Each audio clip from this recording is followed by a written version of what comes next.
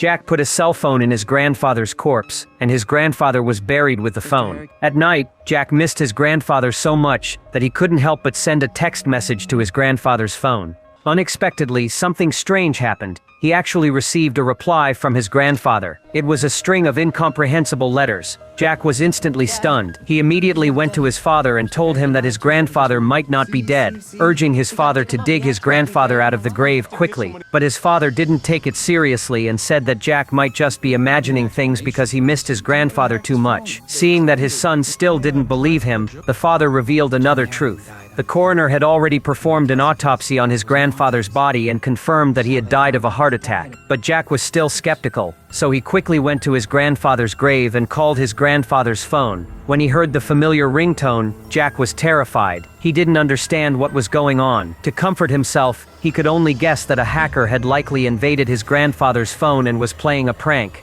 He thought the matter would end there, but unexpectedly, on this day an even stranger thing happened. Jack was at a school dance, and he had only danced one dance with the school beauty. However, this angered the school bully, who dragged Jack outside and beat him up. Before leaving, the bully even twisted Jack's body into a bizarre posture. Fortunately, a teacher discovered Jack in time and saved his life. When he got home, he was afraid that his father would find out and worry, so he didn't tell him about being bullied by the school bully. He could only pour out his grievances to his dead grandfather over the phone. Jack said he was very afraid to go to school because he was scared of being bullied by the school bully. He even said it would be great if the school bully died. He was just complaining to his grandfather, but to his surprise, the next day he heard the news of the school bully's death. Jack couldn't believe it. He immediately took a bus to the scene to check.